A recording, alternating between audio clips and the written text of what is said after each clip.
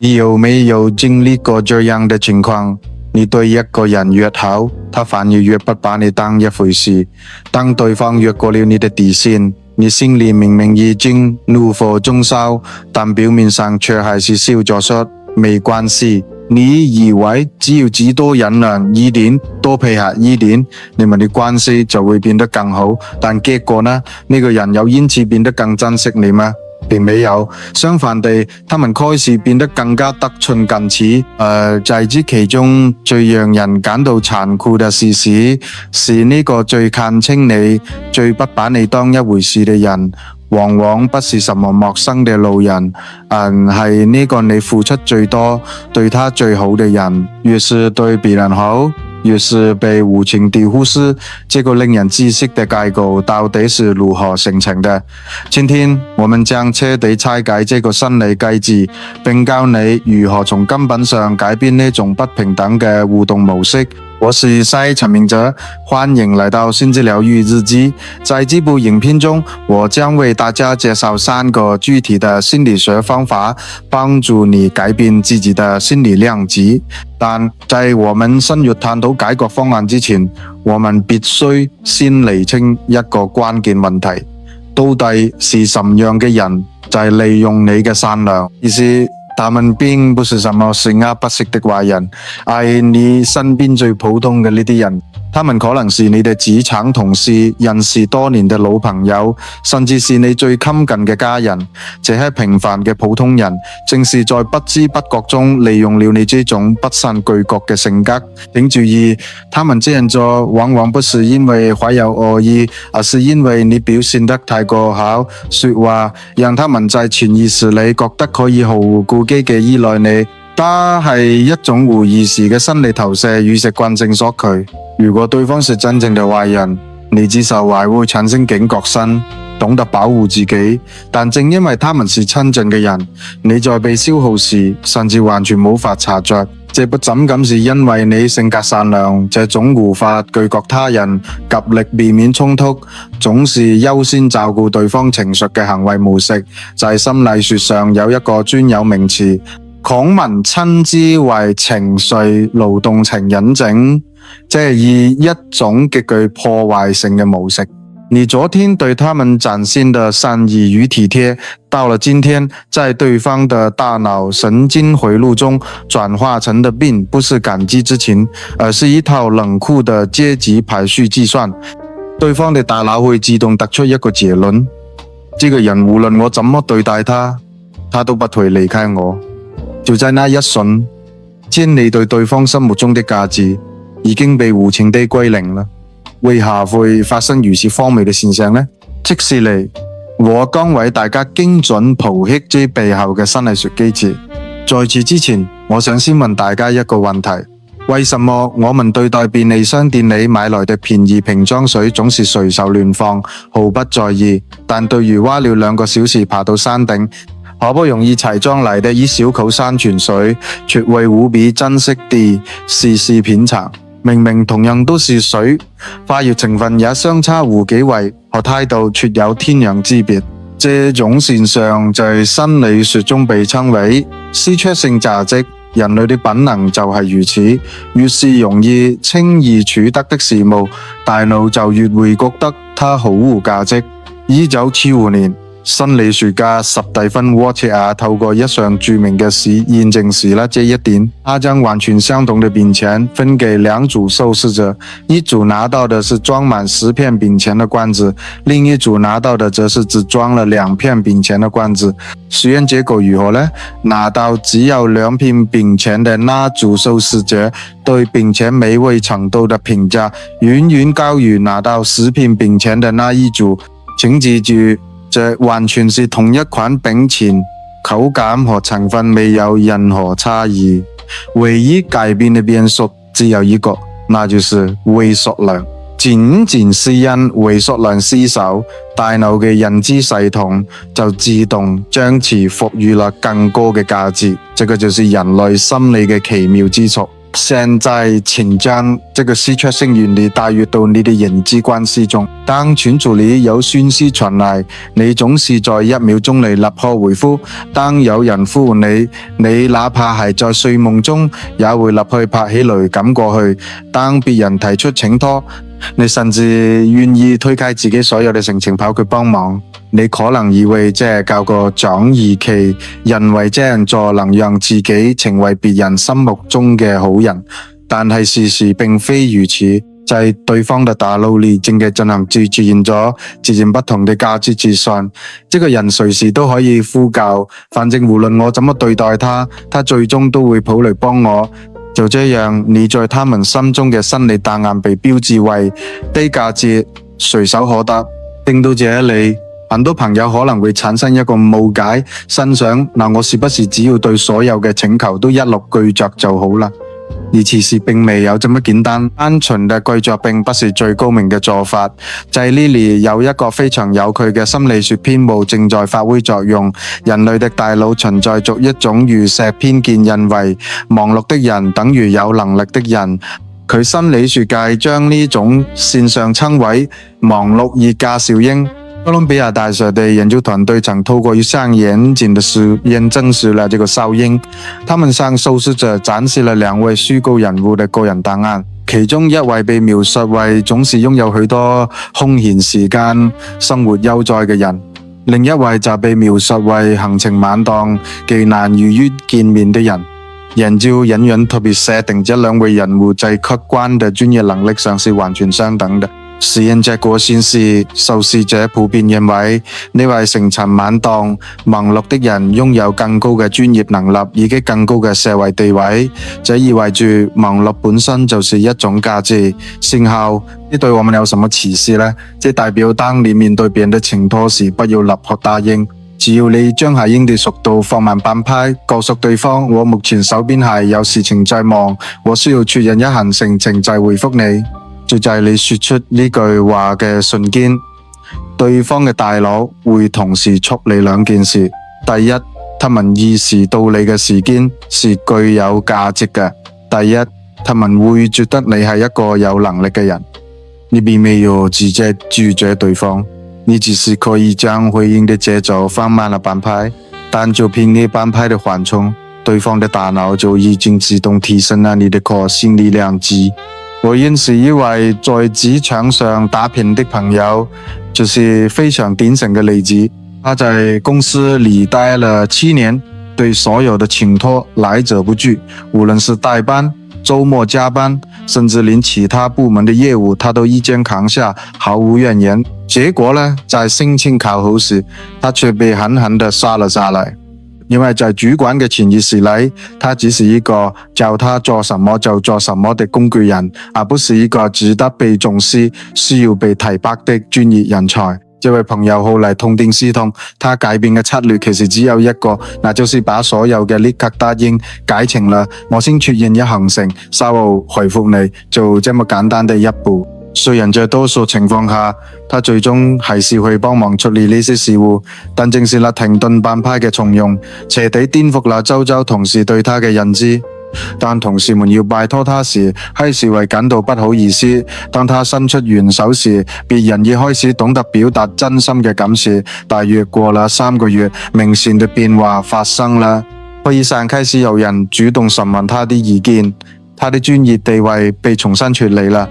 改變的並不是他的工作能力，而是他的心理量級。此外，還有一點非常重要，絕對不要對所有人都給予同等嘅待遇。對於呢些懂得尊重你的人，你可以多付出一些；但對於呢些隨意踐踏你善意的人，請果斷收回你的好意。你的善良與體貼並不是取之不盡、用之不竭嘅免費資源。你有權利決定要將呢啲資源投資在誰身上。當你真正握有這種選擇權的那一刻，你就已經從便利商店裏隨手可得的廉價瓶裝水，蛻變成了高山上珍貴難求的山泉水了。好，到目前為止，我們已經探討了如何透過輸出性嚟提升自我價值。但是，當你努力提高了自己嘅價值後，總會出現一些人試圖嚟挑戰、測試你嘅底線，而這些人往往是你越在乎的人，手段就越是狡猾。接下來，我們進入第二個部分。我們必須學會辨識這些試圖越界的人有哪些常見的類型，以及我們該如何建立起堅不可摧的心理防線。那些習慣無理對待他人的人，絕對不會一開始就明目張膽地發起攻擊。他們的手段極其隱蔽，起初他們只會稍微跨過你的邊界一點點，然後仔細觀察你的反應。這是一種試探性的入侵。如果你選擇一笑置之，他們就會得寸進尺地再往前邁進一步；如果你再次選擇隱忍，他們最終就會堂而皇之地踏入你嘅私人領地。然而，你有一個關鍵點，這些越界者並非都屬於同一種類型。那些試圖破壞你身利為能嘅人，大致可以分為3種不同嘅典型。你必須準確辨識出他們屬於哪一類，才能採取最有效的防禦策略。第一種類型，我們稱之為稱讚型貶低者。這個種類型的人絕對不會當面說出難聽的話，他們總是習慣用虛偽的稱讚來包裝惡意的貶低。例如他們會說：哇，沒想到你這次竟然做得這麼好，或是我這都是為了你好才這麼說的，你幹嘛反應這麼大？乍聽之下，這些話似乎充滿了讚美與關心，但讓我為你拆解其中的惡意。沒想到是什麼意思？沒為了你好又是什麼意思？這背後的潛台詞其實沒。我本來以為你根本做不到，你本來就是個能力不足的人。當你試圖指出他們話語中的刺時，他們就會立刻張出無辜的樣子說：哎呀，我明明是在誇獎你，你怎麼這麼敏感？那就這樣，他們成功地將你塑造成了一個過度敏感、無理取鬧的人。第二種類型是受害者角色扮演者，這個種人總是表現出自己是全世界最悲慘嘅人，他們每一次出現都需要你的拯救，每一次都是生死交關嘅危機。當你伸出援手時，他們會說：我真的只有你啦。但只要有一次你無法幫忙，他們就會立刻改口：沒關係，反正我一直都是孤單一個人，或者說你冇太過分啦，對不起。這看似退讓的一句話，其實是一把鋒利的情緒勒索利刃。他們透過這句話，深深地將罪惡感植入你的心中，確保你下一次再也無法狠下心來拒絕他們。對於那些患有主角恐懼症、害怕讓別人失望嘅人嚟說，這個種類型是殺傷力最強、最致命嘅。他們利用了你的同理心，將其轉化為控制你的枷鎖，讓你深陷在無盡的內疚之中。第三種類型是隱蔽的階級巨人者，那種人最喜歡在眾人面前若無其事地將你踩在腳下，他們會用親密的語氣說：他這個人本來就這樣啦，他懂什麼？或者在大家面前公然表示，反正叫他做他都會做，他就是人太好啦。他們會把這些自住貶低意味的話語全部包裝成近似和諧的玩笑鋪出嚟，測試你的底線。如果你為了顧全大局而跟着皮笑，那他們的詭計就得逞啦。因為在眾人面前，呢個人已經成功地獲得了地位比你高嘅公開印證。聽完這3種類型的分析，你的腦海中是否已經浮現出某些熟悉的面孔呢？每個人的身邊似乎都一定存在咗至少一個這樣嘅人，請把呢個人的臉孔放在心裏嘅注述聽接下來的應對策略。3種人的共同特質是什麼呢？那就是他們早就已經布下了一個陷阱，只要你產生了陰晴說話的反應主室，就會立刻對他們有利。如果你對稱讚型發脾氣，你就會變成一個敏感多疑的人；如果你對親受害者型發脾氣，你就會變成一個冷血無情的人；如果你對齋字型發脾氣，你就會變成一個開不起玩笑、心胸狹窄的人。只要你用情緒去對抗，这绝对是一场必输的游戏。因此，我们需要的武器从来都不是情绪，而是狗狗。具體來說，我們該怎麼做呢？方法其實非常簡單。當有人說出了越界的話語時，請記住第一個原則，絕對不要立刻作出反應，不要微笑，也不要展露憤怒，請保持面無表情，將目光放鬆，平靜地注視住對方雙眼之間的眉心。這不是兇狠的瞪視，而是卸下所有理智，用一種淡然的態度看着對方。請維持這個狀態整整3秒鐘。我們現在就嚟親身體驗一個技巧。我現在要對你拋出一個非常無理的問題，你真的就只有呢點能耐嗎？現在請看着熒幕語，我對視3秒鐘，什麼話都不要說。1、2、3，感覺如何？是不是覺得有一種難以言喻的不自在？但在不自在的同時，你是否也感覺到了一股奇妙的力量？明明你一句話都沒說，但你個主動開口挑釁的人，反而會陷入一種尷尬的境地，這就是沉默的力量。你的大腦在演化過程中被設計成極度厭惡，對話中出現的空白與沉默。當一個人拋出了話語卻得不到任何回應時，主動發話的那一方就會率先產生動搖與不安。我是不是說錯了什麼？這個念頭會自動在他們的腦海中浮現。你明明什麼都沒做，對方就已經開始自我懷疑了。而在這3秒鐘的沉默結束後，你只需用平淡的語氣說出一句話：你為什麼會這麼說呢？就是這簡簡單單的一個問句，在絕大多數的情況下，就能瞬間瓦解那3種類型越界者嘅公式。我們嚟具體下那效果。當稱讚型貶低者對你說：哇，沒想到你這次做得還不錯嘛。此時你看咗他3秒鐘，然後問：沒想到是什麼意思？這個時候對方就必須稱之為他藏在話語裏的惡意進行辯解。絕大多數的人在呢種壓力下是無法自圓其說的。當日受害者角色扮演者哀嘆住：反正我總是一個人。你看咗他3秒鐘，然後平靜的回應：如果你有這種感覺呢，那一定好辛苦。不過這一次我真的抽不出時間，不要接收對方嘅罪，壓緊只闡述客觀嘅事實。你可以同理對方的情緒，但絕對不改變自己的決定。當隱蔽的支持處人者嘲笑你，他這個人本來就這樣啦，千萬不要跟着笑，跟着他3秒鐘，然後反問：本來是哪樣呢？這個時候，周圍所有人的目光都會轉向他。原本對方想用玩笑話輕聲帶過嘅階級出人，瞬間變成了一個需要嚴肅解釋嘅場面。而呢個顯得奇怪不合時宜嘅人，就變成了主動挑起話題嘅呢一方。在這個過程中，你沒有提高音量，也沒有情緒失，你僅僅用了3秒鐘的沉默和一個簡單的提問，就奪回了反應的主導權。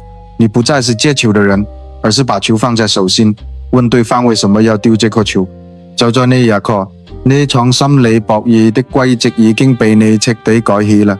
在這裏我們必須釐清一個常見的疑慮：如果我這樣做，關係難道不會變得僵硬尷尬嗎？我必須誠實地告訴你，是的，關係確實會變得尷尬。而且呢種尷尬正是我們所需要的正確結果。我們總是有一種迷思，認為只有毫無摩擦、永遠舒適的關係才是好嘅關係，大錯特錯。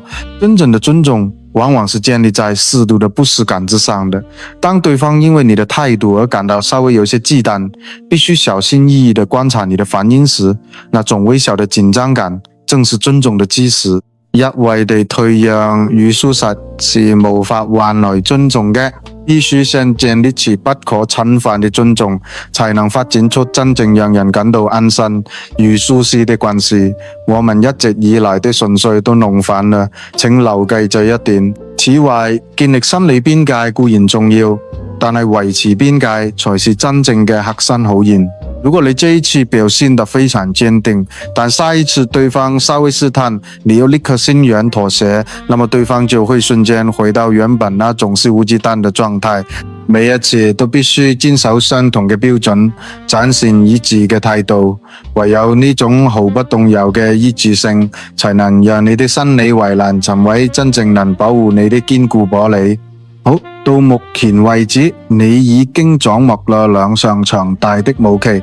第一是利用稀缺性嚟提升自我價值的策略，第二是用嚟抵禦外來侵犯、守護自身價值的心理圍欄。但是請不要高興得太早，因為最危險嘅敵人其實係未有出現。這個最可怕嘅敵人並不在你哋圍欄之外，而是潛伏在你哋圍欄之內。沒錯，這個敵人就是你自己。無論你在外面築起你多麼高大、多麼堅固的城牆，只要身為城主呢個，你自己主動從內部打開了城門，那麼一切的防禦都將成同舒適。這第三個部分才是真正決定你心理量級的核心關鍵。而且坦白說，這也係各大多數人最容易崩潰、最難以克服嘅關卡。請回想一下，你是不是經常是慣性嘅把呢一話掛在嘴邊？唉，我這個人就是比較笨啦，除此我一直以來的運氣都很差，除此像我這種微不足道的人，哪有什麼資格說話？你可能以為自己呢個係在展現謙虛嘅美德，但係我必須極度冷酷嘅戳破呢個幻象，你根本不是謙虛，你這是在主動發放一張遠水攻擊我的水貨證給對方為。什麼我會說得這麼嚴重？因為這牽涉到大腦的神經機制。在人類的大腦中存在住一套極為敏銳的評估系統，一套系統會自動複製對方對待自己的態度，以此嚟決定該給對方打多少分數，排在什麼階級。這一切都不是經過深思熟慮的意識行為，而係在潛意識中瞬間自動完成的。當你說出我這個人比較笨的呢一瞬間，對方嘅大腦在0.1秒內就已經完成了分離作業。這個人因為自己很笨，他的價值比我低，所以我可以隨便對待他。對方並不是刻意想要欺負你或看不起你，這只是大腦接收了你主動輸入的數據後，自動處理出來的被人接過。而且更可怕的是，這不僅僅發生在單一對象身上，所有看着你、聽住你說話的人，他們的大腦都在同一時間進行着完全相同的機制自殺。只是想想，這確實是非常符合邏輯的。當你初次見到一個人，如果他一開口就說我能力很差，請多包涵。你是不是也會在不知不覺中覺得，近來呢個人沒什麼了不起，我可以不用太尊重他？相反的，對於那些能平靜自信地表達自己觀點嘅人，你自然會產生一種這個人不好惹，不能隨便敷衍嘅正會感，這就是大腦嘅自動讀取。讓我用一個具體的比喻來說明，假設有兩個完全一模一樣的陶瓷碗，其中一個被隨意地丟在傳統式長泥濘的地上，底下只墊住一張破舊的報紙，旁邊掛住一個10塊錢的牌子。另一個一模一樣的碗則被放置在高級美術館的正中央，放置在鋪住天鵝絨的玻璃展示櫃裏，上方係有專屬嘅過光燈照耀住。請問你會更小心翼翼地對待哪一個碗？造成這兩者待遇差異的原因是什麼？絕對不是碗本身的品質，因為它們是一模一樣的。真正的差異在於主人把這個碗放在了什麼位置。現在請誠實地問問自己，你目前是把自己放在什麼位置上呢？當你開口說出像我呢種人啦有什麼用的時候，你就是在親手把自己兜到市場的泥巴地上，並給自己貼上廉價的標籤。既然你都把自己當成廉價品了，別人把你當成廉價品來踐踏，難道不是理所當然的結果嗎？我來分享一個真實的案例。莫論是一位繼起業制工作嘅朋友，他過去喺會議上發表意見時，其手勢永遠都是，這只是我個人嘅想法，可能係不對的啦。或是我對這個領域不是很了解，隨便說說嘅，還以為這樣說顯得很懂禮貌、很謙虛，但結果卻非常殘酷。當別人充滿自信地提出與他完全相同的意見時，別人的提案被採納了，而他提出的時候卻被所有人忽視。明明是同一個點子，待遇卻天差地遠。嚟，這位朋友做出了一個微小但關鍵嘅改變。他把可能是不對嘅改成啦。經過我的仔細檢測與評估後，我認為請注意，這個並不是在說謊，因為他確實有花時間去檢視和思考。但係這句話傳遞給對方大腦嘅訊號，卻發生了翻天覆地嘅變化。所以呢，可能是不對嘅，就係在發出請不要傷害我的判斷力嘅信號。而所以呢，經過我的檢測，就係在發出我同意是基於專業得出的結論的強烈信號。明明表達的是同樣嘅內容，但你在別人心中嘅界嘅定位已經完全不同了。約過了2個多月，這位朋友在會議上的提案被忽視的次數出現了斷崖式的下降。同樣的一個人坐在同樣嘅位置，提出同樣水準嘅意見，但大家對他的反應卻完全改變了。改變的不是他的專業能力，而是他安放自己的位置。改變了他成功地將自己從傳統市場的泥巴地搬到了高級美術館的展示櫃裏。他的心理量級真正地提升了，不僅僅體現在言語上，你的肢體語言同樣在泄露你的心理量級。如果你總是低着頭迴避他人的視線，習慣性地梳持肩膀，對方的臨正上神經元就會立刻解讀出這個人認為自己是個微不足道嘅存在。相反地，如果你能停止背擊，平靜且放鬆地注視對方的眼睛，說話時不吞吞吐吐，而是字正腔圓，那麼即使是同一句話，分量也截然不同。這與你是否擁有天生嘅領袖魅力毫無關聯，純粹是一個你決定把自己放在什麼位置嘅選擇題。好，到目前為止，我們已經完整嘅探討了改變人際關係結構的3個核心支柱，這一切都可以濃縮成4個字：心理量級。只要掌握了這3個支柱，你就能徹底擺脫被索求、被無視的困境。讓我們來快速總結一下這3個關鍵步驟。第一，創造你的量級。你的時間與善意是極其珍貴的高山泉水，如果你身邊的商店的便宜瓶裝水一樣無心之地廉價供應，就沒有人會懂得珍惜它的價值。請學會放慢回應的速度，創造屬於你的忙碌而家。守護你的量級。面對呢些試圖跨越邊界侵犯你領地嘅人，不需要憤怒，也不需要爭吵，3秒鐘的沉默加上一個冷靜的提問就足夠了。不要害怕關係中出現令人不適嘅緊張感，那種微小嘅緊張感正是保護你不受傷害嘅關乎防護罩。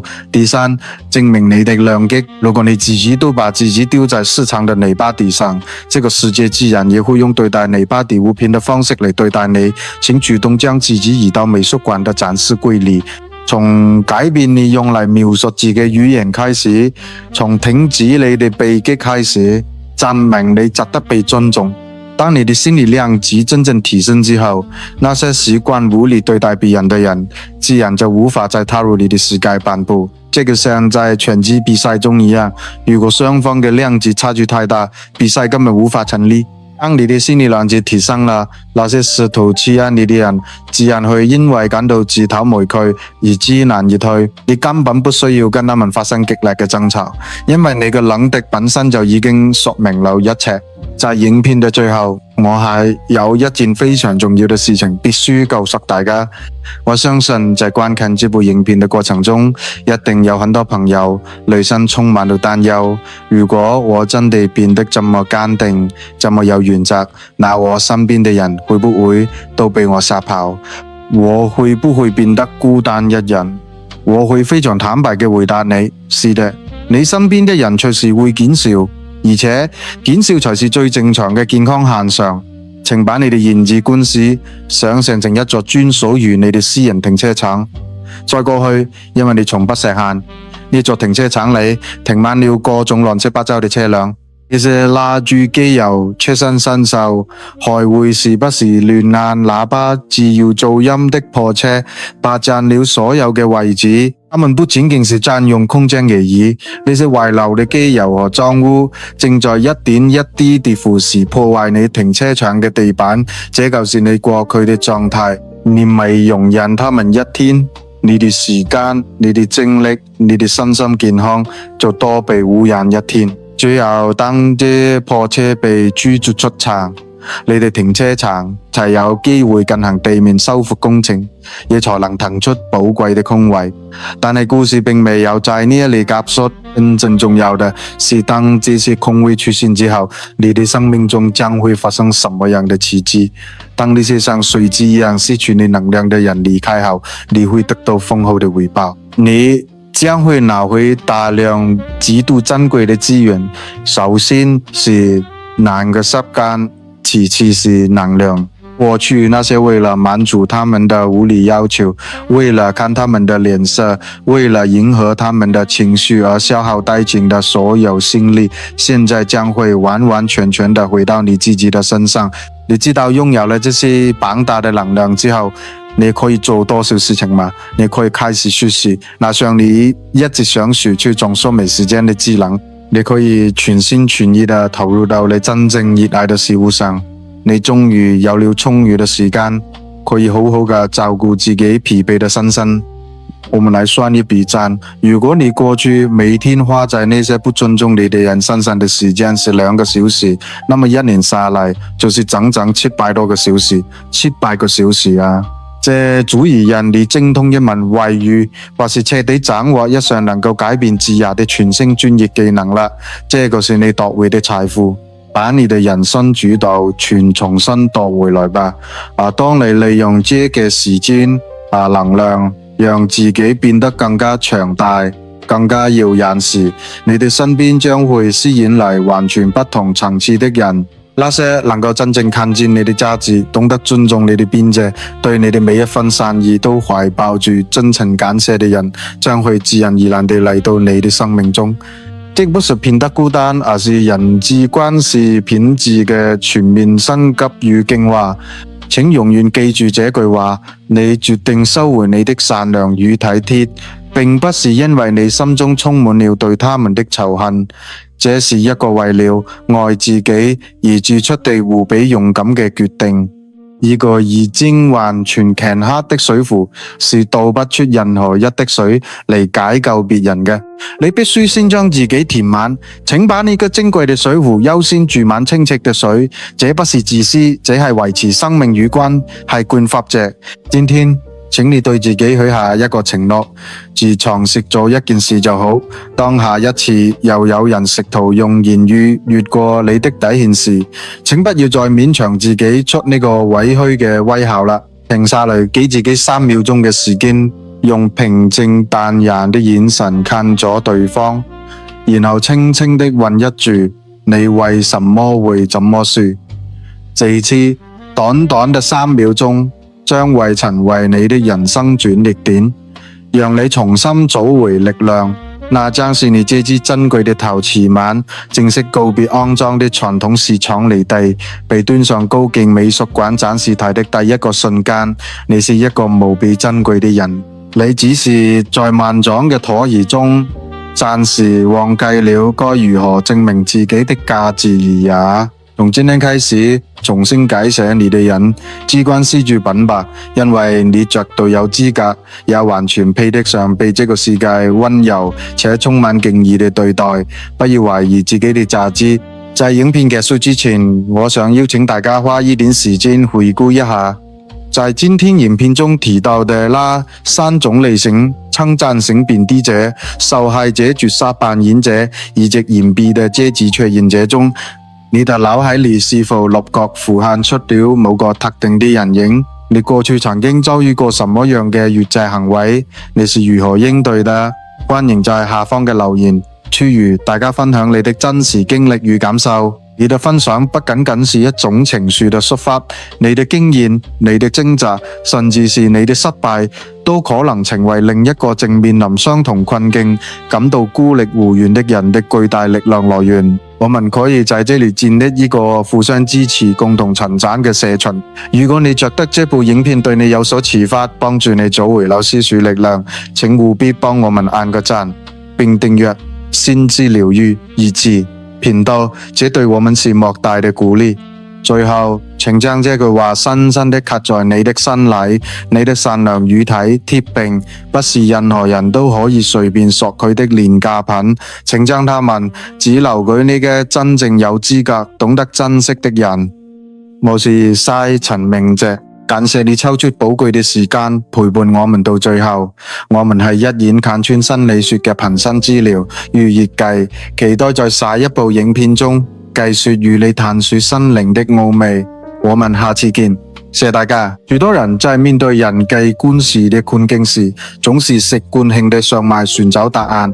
我們總想着如何改變別人，如何讓別人更理解我們。但心理學嘅殘酷真相是，你永遠無法真正改變另一個人。你唯一能掌控的，只有你自己應對世界的方式。當你改變了自身的結構，外在的世界就必須被迫調整來適應你。這個係心理學嘅底層邏輯。請記住，建立邊界從來就不是一件容易嘅事，它伴隨着陣痛，伴隨着衝突，伴隨着自我懷疑。在剛開始時前3秒鐘沉默嘅時候，你可能會心跳加速、手心冒汗，甚至時候會感到強烈嘅內疚。這都是大腦在適應新行為模式時嘅正常反應。請接納呢啲不適感，把它唔實為你心理肌肉正在生長、正在變強壯的證明。不要輕易放棄，每一次的堅持都在為你的心理為藍天創造啊！每一次的沉默都在向世界宣告你的價值。你不需要成為一個具有攻擊性的人，你只需要成為一個不可侵犯的人，溫和而堅定。這佢係最高級的人際關係策略。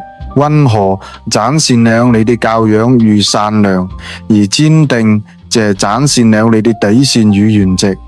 兩者缺一不可，呢個正是成熟大人嘅相處之道。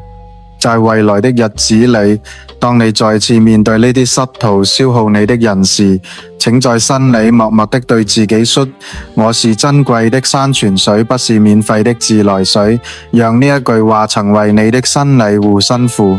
當你真正內化了這個信念，你的氣場、你的眼神、你的姿態，全都會在潛移默化中發生改變。而那些敏銳的越界者會第一時間察覺到這種變化，從而收拾他們的囂張氣焰。這是一場漫長但絕對值得的自我重塑之旅。別忘了，先知療癒與智慧一直陪伴咗你。我們提供的不是空洞嘅心靈雞湯，而是經過科學驗證的心理學工具。我們希望每位觀眾都能在這裡找到保護自己的武器。如果你覺得今天的內容對你有幫助，請務必分享給身邊你家同樣因為太過善良而正在受苦嘅朋友，讓他們也學會保護自己。知識只有在被傳播、被實踐的時候，才能發揮出最大的力量。你的每一次分享都可能成為拯救別人的一根稻草。讓我們一起把這份建立健康邊界嘅力量傳遞出去。在這個複雜的社會裏，善良是一種非常珍貴的品質，但沒有長出牙齒的善良，只會淪為別人眼中的軟弱。請為你的善良裝上牙齒，穿上鎧甲，唯有如此，善良才有意義。我們常常被教導要體諒別人，卻很少有人教我們如何體諒自己。今天你已經學會了如何體諒自己，這是一個偉大的開始。不要靠着過去那個總是討死的自己，因為那時的你只是缺乏了正確的方法和認知。現在你已經擁有了這些工具，過去的委屈又讓他們成為你未來堅強的養分吧。每一次的受傷都是為了讓你變得更加無堅不摧。改變需要時間，請對自己多一點耐心。如果一開始做不到完美嘅反擊，也請不要痴迷，哪怕只是在被要求時猶豫了1秒鐘才答應，那也是一種進步。從小小的抵抗開始，慢慢累積你的心理能量，就像滴水穿石，讓微小嘅改變累積起嚟，最終將會徹底顛覆你的人際關係生態。相信時間的力量，更要相信你內在蘊藏的巨大潛能。好的人際關係就算是一場優雅的雙人舞，雙方必須保持適當的距離，互相尊重彼此的步伐，才能跳出美麗的旋律。如果其中一方總是踩住另一方嘅腳，這場舞是跳不下去嘅。請勇敢地推開那個總是踩你腳的舞伴，重新調整你的舞步。當你跳出屬於自己的自信節奏時，自然會有懂得欣賞、懂得配合的優厚舞伴嚟到你的生命舞台上。我們今天的探討即將畫上句點。心理學不應該只是停留在書本上的枯燥理論，它應該是你在現實生活中披荊斬棘的實用武器。希望今天的內容能為你的防具庫增添幾件得心應手嘅裝備。在未來的每一天，當你感到迷惘、感到被消耗時，請隨時回到這部影片，重新複習這3個核心概念：創造良己、守護良己、證明良己。你一定可以做到。最後嘅最後，我想對所有正在努力改變的你說，一生辛苦啦！一直以來，你總是把別人嘅需求放在第一位，你真的已經做得很好啦，甚至做得太多啦。從現在這一刻起，請把你呢份珍貴無比的善良留一點給自己，對自己好一點，因為你係這個世界上最值得被你自己溫柔對待嘅人。深呼吸，放下呢些不屬於你的情緒包袱，輕鬆前進吧。願你的每一份付出都能得到應有的尊重，願你的每一份善良都能遇見懂得珍惜嘅人。呢裏是新知療癒日記，一個專注於用心理學解析人性、療癒心靈嘅頻道。如果你喜歡我們的內容，請不要吝嗇你的按讚與訂閱，開啟小鈴鐺，這樣你就不會錯過我們未來為你精心準備的每一份心理學指南。你的支持是我們持續創作嘅最大動力。這是一條漫長嘅路，但你絕對不是孤軍奮戰。我們將會在呢裏持續為你提供強大嘅心理學後盾。請帶住今天學到嘅知識，勇敢嘅去面對明天嘅人嘅挑戰吧。記住那個3秒鐘的沉默，記住那個平靜的體溫，更要記住你無可取代的價值。我是輝陳明哲，再次感謝你的聆聽與陪伴，祝你有個平靜充滿力量的一天，我們下次見。